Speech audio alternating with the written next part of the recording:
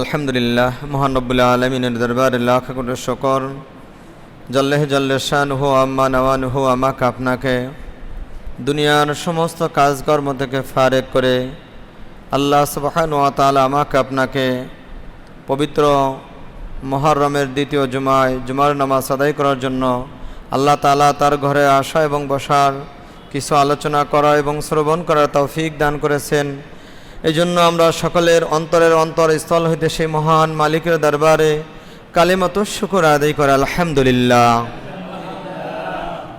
আল্লাহ তাআলা আমাকে আপনাকে এই পর্যন্ত আনছেন, এতে আমরা সবাই খুশি নে বেজার? আমরা সবাই খুশি যে আল্লাহ তাআলা এত মানুষ আমাদের মাঝে ঘুরে বেড়াইতেছেন, বাড়িতে আছেন, সুস্থ আছেন, সবল আছেন। অসুস্থ যারা আছে তারা তো তাদের কথা তো বাদই, যে তারা অসুস্থ আসতে পারতেছেন না। যারা সুস্থ আছেন তারা অনেকে আসেন নাই এখনও। আমরা দোয়া করি আল্লাহ তাআলা যেন তাদেরকে আসার জন্য তৌফিক দান করে দেন। আর আল্লাহ তাআলা যে এর ভিতর আমাকে আপনাকে মনোনীত করছেন, আল্লাহ তাআলা আমাকে আপনাকে সুস্থ রাখছেন, ভালো রাখছেন, এই জন্য আর একবার বলি আলহামদুলিল্লাহ। আমি পবিত্র শিবানী কোরআনে পাক থেকে 2টি আয়াত, একটা হাদিস তেলাওয়াত করেছি। অল্প সময়ের ভিতরে কোরআন এবং হাদিসের সমন্বয় কিছু ওয়াকিয়াত, কিছু তাফসীর করার চেষ্টা করবে ইনশাআল্লাহ তাআলা। আল্লাহ তাআলা যুগে যুগে নবী রাসূলকে প্রেরণ করেছেন, আর তারা নবী রাসূলদেরকে আল্লাহ তাআলা এই পয়গম্বরকে হুকুম করেছেন যে আমার দ্বীনের জন্য দাওয়াত দাও। যারা আল্লাহ ভোলা তাদেরকে আমার পথের দিকে তোমরা দাওয়াত দাও, যাতে করে তারা ওই খারাপ পথ থেকে ফিরে আমার পথের দিকে চলে আসে। যারা মানছেন তারা হয়েছে ওই নবীর অনুসারী, আর যারা মানেন নাই তারা হচ্ছে বেঈমান নাসারা, তারা হচ্ছে নাফরমানি। আল্লাহ তাআলা আমার আপনার নবীকেও এরকমভাবে এই একই হুকুম দিয়েছেন যে আমার বন্ধু তোমার উম্মতদেরকে তুমি দাওয়াত দাও, যারা বেঈমান নাসারা ইহুদি তাদেরকে তুমি দাওয়াত দাও, যাতে করে তারা আল্লাহর আমার এই পথের দিকে আসে। এই জন্য আল্লাহ তাআলা বলছেন ইন্নাল্লাযীনা আমানু ওয়া আমিলুস সালিহাতি কানাত লাহুম জান্নাতুল ফিরদাউসি নুজুলা। আল্লাহ তাআলা এই আয়াতের ভিতরে ঘোষণা করেন ইন্নাল্লাযীনা আমানু, নিশ্চয় যারা ঈমানদার হবে আল্লাহ তাআলা তাদের জন্য জান্নাতুল ফিরদাউসি নুজুলা, তাদের জন্য জান্নাতুল ফিরদাউস লিখে রেখেছেন। সুবহানাল্লাহ। অন্য আয়াতে আল্লাহ তাআলা মুমিনদেরকে বলতেছেন ইন্নাল্লাযীনা আমানু, আর আয়াতে বলতেছেন ইন্নাল্লাহা আশতারা মিনাল মুমিনিনা আনফুসাহুম ওয়া আমওয়ালাহুম বিআন্না লাহুমুল জান্নাহ। আল্লাহ সুবহানাহু ওয়া তাআলা মুমিনদের জান মাল ক্রয় করেন। আল্লাহ তাআলা তার যেই ইয়াকিন ও ইখলাসের সহিত আল্লাহর রাস্তায় যারা শহীদ হয় তারা কিন্তু কোনোদিন মরেন না। আল্লাহর রাস্তায় যারা শহীদ হন তারা কোশ্চিন কালেও মরে না, তারা জীবিত থাকে। দেখবেন শহীদ যারা হয় তাদের লাশ 100 বছর পরেও যদি ওঠানো হয়, দেখবেন যেই অবস্থায় আপনি দাফন করেছেন সেই অবস্থায় পাবেন। কারণ আল্লাহ তাআলা তাদেরকে দুনিয়ার থেকে নিয়ে যান, কিন্তু তাদের কোনো শরীর কিছুই কিছু করতে পারে না, মাটিতে কিছু করতে পারে না, পোকামাকড়ে কিছুই করতে পারে না। একমাত্র কারণ হচ্ছে সে আল্লাহর রাস্তায় শহীদ হয়েছেন। সুবহানাল্লাহ। আর এই শহীদ হয়েছেন নবীজির দৌহিত্র ইমাম হোসেন রাদিয়াল্লাহু তাআলা আনহু, যিনি দ্বীনের জন্য শহীদ হয়েছেন, এই ইসলামের জন্য শহীদ হয়েছেন। এই জন্যই বলা হয় ইসলাম জিন্দা হতা হয় হর কারবালা কে বাদ। যতটুকু অসম্পূর্ণ ছিল, যতটুকু অপরিপূর্ণ ছিল, হযরত হুসাইন রাদিয়াল্লাহু তাআলা আনহুর শহীদ হওয়ার পরে এই অপূর্ণটুকু আল্লাহ তাআলা পূর্ণ করে দিয়েছেন। সুবহানাল্লাহ। আল্লাহ নবী বিশ্বনবী মুহাম্মদ সাল্লাল্লাহু আলাইহি সাল্লাম, উনি তো কষ্ট করেছেন উম্মতের জন্য, কিন্তু এই উম্মত কি উপহার দিলেন তাকে মৃত্যুর পরে? হৃদয় নিংড়ানো ঘটনা, যেই ঘটনা মানুষ যখন শুনে তখন কলিজা ফিটে কান্না আসে। কিভাবে পারলো মুসলমানের বাচ্চারা নবীজির দৌহিত্র হোসেন রাদিয়াল্লাহু তাআলা আনহুকে শহীদ করতে? শুধু তাই নয়, তার 2 জন সন্তান ছিল, আলী আসগর, আলী আকবর। তাকে এরকমভাবে নির্মমভাবে তাদেরকেও হত্যা করেছেন, তাদেরকেও ছাড়েন নাই।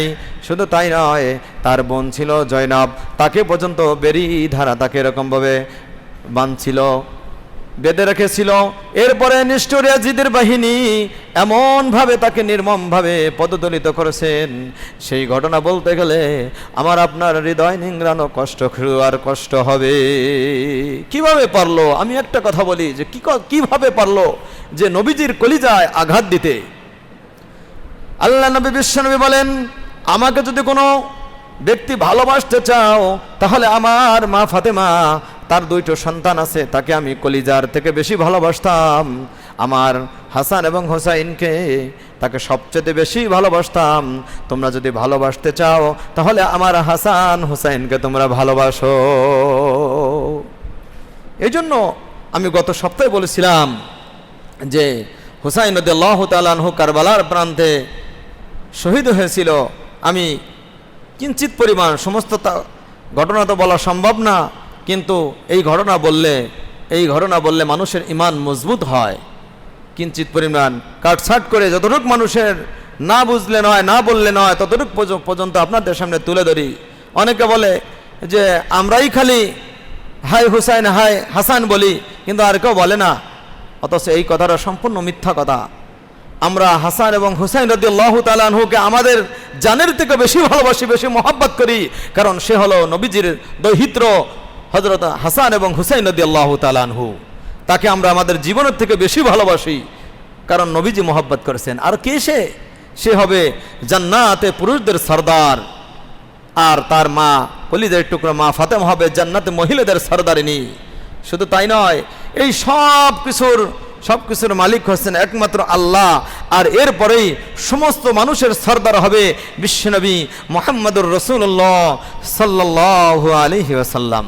সুবহানাল্লাহ। সমস্ত বাদশাহী আল্লাহ তাআলা বিশ্বনবীকে দান করবেন। যা হোক, অধিক না গেলাম। হুসাইন রাদিয়াল্লাহু তাআলা আনহু কিভাবে শাহাদাত বরণ করেছেন আমরা সকলেই জানি। যে উমাইয়া বংশের উপর যখন রাজত্ব করলেন, যখন গেল, খিলাফাত যাওয়ার পরে গণতন্ত্র পন্থা যা ছিল, ওই সময় গণতন্ত্র পন্থা একেবারে বিলুপ্ত করে ফেলাইছিল। ইয়াজিদ যখন ক্ষমতা বসবে, ইয়াজিদের আগে ওনার বাপ ছিল মুআবিয়া রাদিয়াল্লাহু তাআলা আনহু, তিনি একজন সাহাবী ছিল, কিন্তু যখন ক্ষমতা পাইল তখন ক্ষমতার অপব্যবহার করেছেন। মুগিরার চক্রান্তে মুআবিয়া তার সন্তান ইয়াজিদকে বসরার গভর্নর নিযুক্ত করলেন, রাষ্ট্রনায়ক নিযুক্ত করলেন। এই ইয়াজিদ সম্পর্কে আমরা অনেকে অবগত আছি। ইয়াজিদ ছিল ওই সময় সবচেয়ে খারাপ লোক, মদ পান করত রাত্রে। শুধু তাই নয়, নারীবাজি, ফাঁকিবাজি যত কিছু ছিল সব কিছু এই ইয়াজিদের ভিতরে ছিল। এই জন্য সব কিছু সে করতে পারছেন। ইয়াজিদ খলিফা যখন হলেন, ইমামে হুসাইন রাদিয়াল্লাহু তাআলা আনহু ওই বসরার শহর ছিল।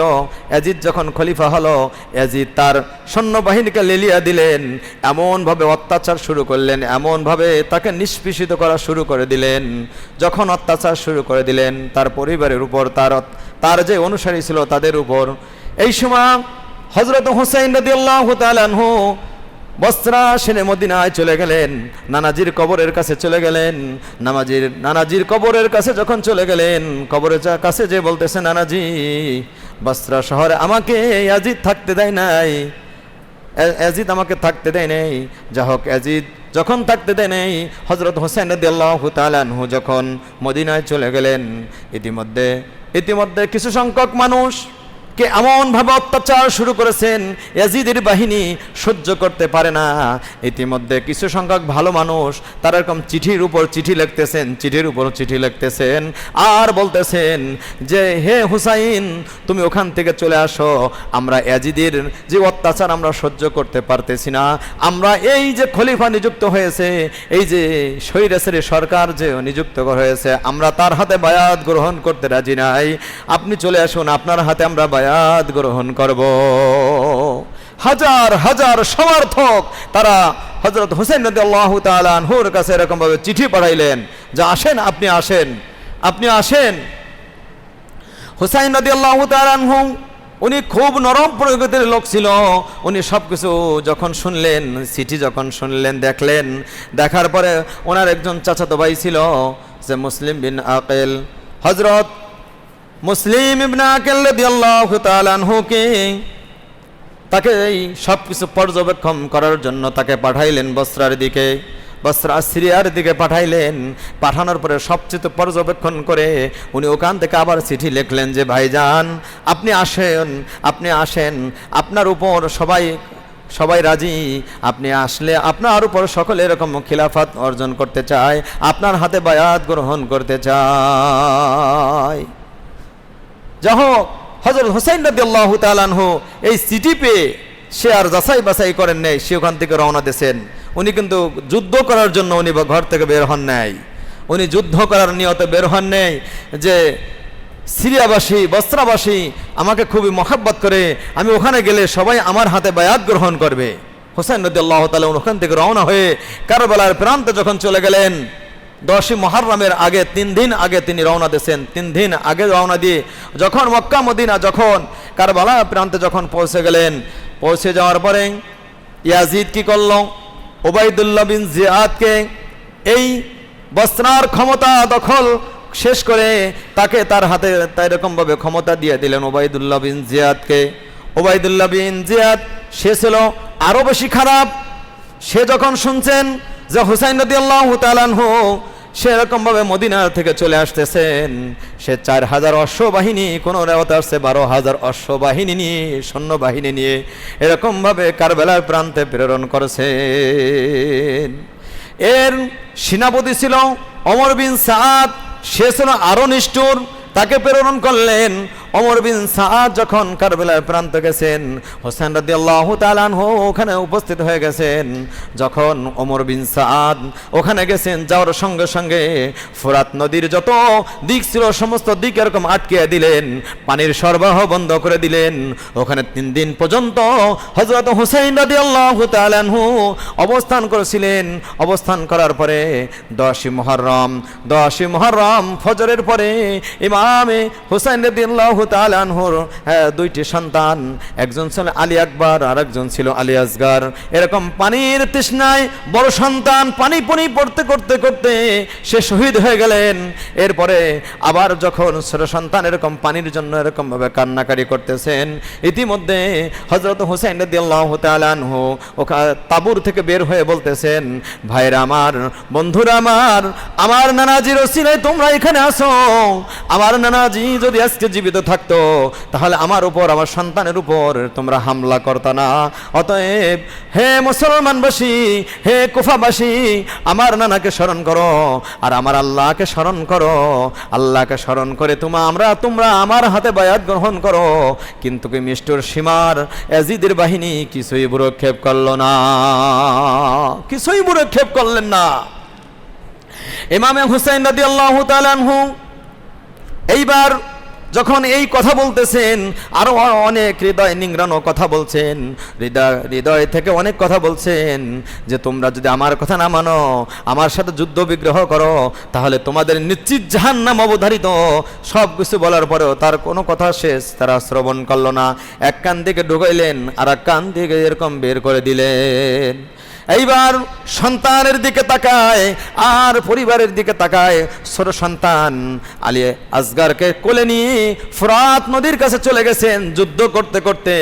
যখন ফোরাত নদীর কাছে গেলেন, যখন পানি পান করাতে যাবেন, ইতিমধ্যে ওমর বিন সাআদ ওখান থেকে এমনভাবে তীর নিক্ষেপ করেছেন যে আলী আসগরের এই গর্দানের এখান থেকে ঢুকছে, পিছন দিয়ে ঢুকছে আর সামনের দিকে বের হয়ে গেছেন।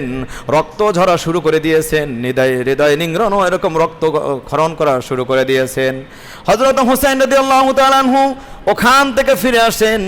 বিবির কাছে বলতেছেন, বিবি রে, যেই নদীর পানি সবার জন্য উন্মুক্ত, সেই নদীর পানি নবীজির দহিত্র পান করতে পারল না, নবীজির বংশ পান করতে পারল না। রে বিবি, তুমি ধরো তোমার সন্তান শহীদ হয়ে গেছেন, কাল কিয়ামতের ময়দানে কঠিন হাসরের দিনে সবার সামনে দেখা হবে আমার দহিত্র, আমার একমাত্র দুইজন সন্তান, তারা কাল কিয়ামতের ময়দানে এই নালিশ আল্লাহর কাছে দেওয়া হবে, আল্লাহ তাআলা এর বিচার করা হবে, আল্লাহ তাআলা এর বিচার করবেন।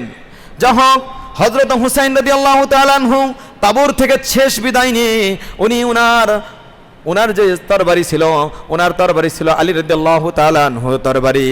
আলী রাদিয়াল্লাহু তাআলা আনহু যেই তরবারি দিয়ে যুদ্ধ করত, সেই খঞ্জর নিয়ে উনি বের হয়ে গেলেন। যুদ্ধ করতে করতে করতে করতে যখন দ্বার প্রান্তে চলে আসলেন, আসরের আগ পর্যন্ত, আসরের নামাজের সময় হয়ে গেছেন, আলী রাদিয়াল্লাহু তাআলা আনহুর সন্তান হযরত হুসাইন রাদিয়াল্লাহু তাআলা আনহু সামনে খালি অগ্রসর হইতেছেন। ইতিমধ্যে আসরের সময় হয়ে গেছেন। আসরের সময় হওয়ার সঙ্গে সঙ্গে এইবার নিষ্ঠুর ইয়াজিদের বাহিনী, সীমার তাদের যে বাহিনীগুলো ছিল, তারা তীর নিক্ষেপ করা শুরু করে দিলেন। কোন রেওয়াতে আছে 70টি খঞ্জর এরকমভাবে নিক্ষেপ করেছে। আর হযরত হুসাইন রাদিয়াল্লাহু তাআলা আনহুর শরীর মুবারক থেকে রক্তক্ষরণ হওয়া শুরু করে দিয়েছেন। ইতিমধ্যে হযরত হুসাইন রাদিয়াল্লাহু তাআলা আনহু ঘোড়া থেকে পড়ে গেলেন। এইবার নিষ্ঠুর সীমার দৌড়িয়ে আসলেন।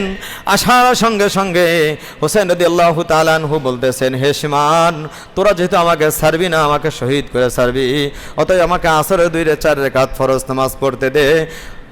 হযরত হুসাইন রাদিয়াল্লাহু তাআলা আনহু নামাজে দাঁড়াইছেন। নামাজে দাঁড়ানোর সঙ্গে সঙ্গে ইতিমধ্যে আরো এরকমভাবে মানুষ এরকম যারা ছিল, ওই সময় নিষ্ঠুর সীমারের দল, নিষ্ঠুর ইয়াজিদের বাহিনী, তারা তার উপর আরো এরকমভাবে আক্রমণ করে বসলেন। হযরত হুসাইন রাদিয়াল্লাহু তাআলা আনহু মাটিতে পড়ে গেলেন। শুধু যখন মাটিতে পড়ে গেলেন, এইবার নিষ্ঠুর সীমার কি করলেন জানেন? নিষ্ঠুর সীমান হযরত হুসাইন রাদিয়াল্লাহু তাআলা আনহুর বুকের উপর চড়ে বসছেন। এইবার হুসাইন রাদিয়াল্লাহু তাআলা আনহু বলতেছেন, হে সীমার, তুই যতই ছুরি আমার গলায় চালাস, আমার একটা পশমের কিছু করতে পারবি না। উপর করে দিয়ে ফেলাইলেন। উপর যখন চিৎ করে ফেলাইলেন, নিষ্ঠুর সীমার এমনভাবে এই যে গর্দানটা আছে, গর্দানের উপর দিয়ে ছুলে চারিয়া দিলেন। আসমান কান্দে, জমিন কান্দে, ফেরেশতারা কান্দে, সমস্ত পশু পাখিরা থরথর করে কাঁপতেছেন আর কাঁপতেছেন যে হায় হায়, কি অবস্থা করলো আজকে 10ই মুহররম, কি একটা ঘটনা ঘটে গেল। হযরত হুসাইন রাদিয়াল্লাহু তাআলা আনহু নিষ্ঠুর সীমারকে বলতেছেন, সীমার, আমার নানাজি আমার এই ঘাড়ে, আমার এই মুখে কতবার হাজার বার পর্যন্ত চুমু খেয়েছে। তুই যতই ছুরি চালাস, আমার একটা পশমের কিছু হবে না। আমার খুবই কষ্ট হচ্ছে সীমার রে, আমাকে চিৎ করে শোয়ে আমার গলায় ছুরি বসিয়ে দে, আর তাহলে আমি শহীদ হয়ে যাব। হযরত হুসাইন রাদিয়াল্লাহু তাআলা আনহু যখন এই কথা বললেন, নিষ্ঠুর সীমার যখন তাকে চিৎ করে শোয়াইলেন, চিৎ করে শোয়ানোর সঙ্গে সঙ্গে ছুরি যখন চালিয়ে দিলেন, তখন তার গলা থেকে গলাটা দ্বিখণ্ড হয়ে গেল, মাথাটা দ্বিখণ্ডিত করে ফেলাইলেন। যখন হুসাইন রাদিয়াল্লাহু তাআলা আনহু শহীদ হয়ে গেলেন, শহীদ হয়ে যাওয়ার সঙ্গে সঙ্গে হুসাইন রাদিয়াল্লাহু তাআলা আনহুর কোন রিওয়ায়াত আছে যে তার মুখের থেকে যখন মাথা দ্বিখণ্ড হয়ে গেছে, তখন লা ইলাহা ইল্লাল্লাহু মুহাম্মাদুর রাসূলুল্লাহ আর একটা বাক্য বের হয়েছিল। সেই বাক্যটা হচ্ছে ইয়া হাবিলি উম্মতি, ইয়া হাবিলি উম্মতি, আমার নানাজানের উম্মত কি অবস্থা হবে, আজকে আমি শহীদ হয়ে গেলাম। আরো অনেক কিছু বলেছেন হযরত হুসাইন রাদিয়াল্লাহু তাআলা আনহু।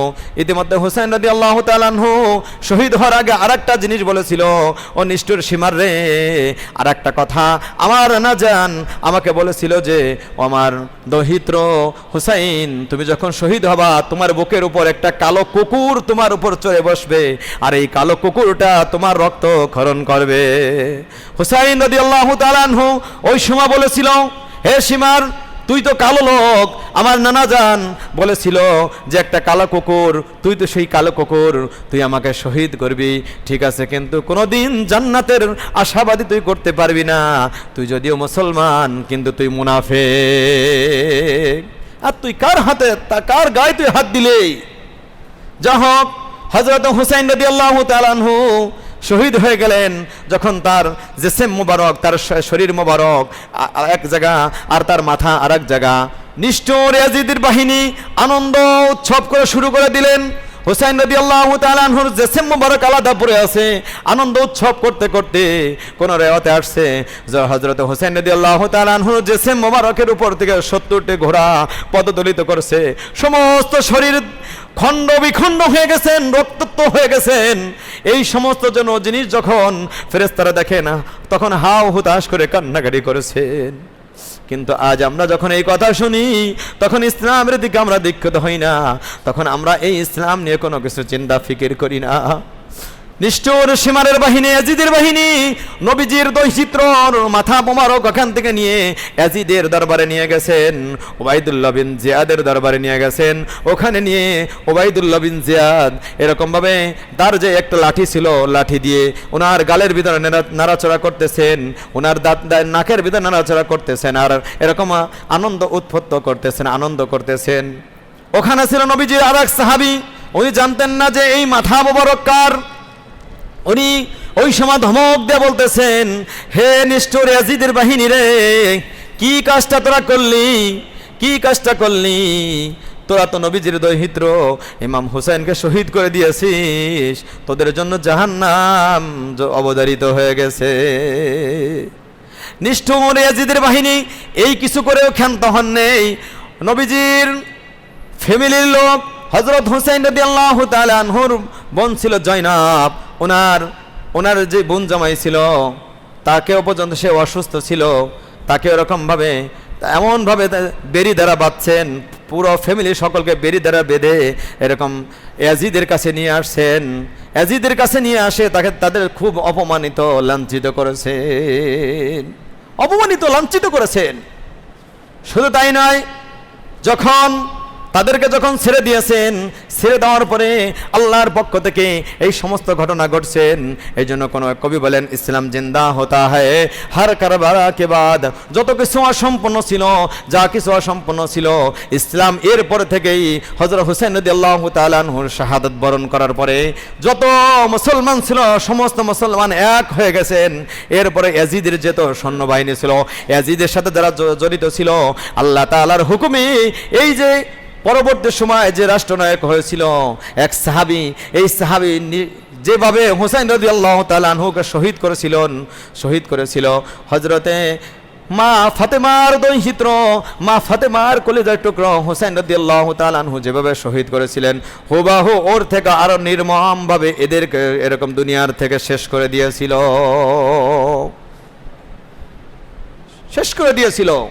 এই জন্য ভাইরা আমার, এই ইসলাম খালি খালি আসে নেই, ইসলাম এমনি এমনি আসে নেই। এই ইসলামটা অনেক কষ্ট ত্যাগ তিতিক্ষার পরে ইসলাম আসছে। এই দুনিয়ায় আমরা এমনি আসতে নেই, এমনি আমরা এত সুন্দর করে পরিপাটি হিসেবে পাই নাই। নবীজি কষ্ট করেছেন, দান্দান মুবারক শহীদ করেছেন। নবীজি দুইজন নাতি ছিল, তারাও শহীদ করেছেন। নবীজির বড় নাতি ছিল, তাকে কিন্তু বিষ পান করে এরকম মারা হয়েছিল, তারাও শহীদ হয়েছেন। বিশ্বনবী কাল কিয়ামতের ময়দানে, কঠিন হাসরের দিনে এদের আবার বিচার দেখবেন আল্লাহ তাআলা, তাদেরকে আবার বিচার করা হবে। দুনিয়ার থেকে তো বিচার করে দিয়েছেন।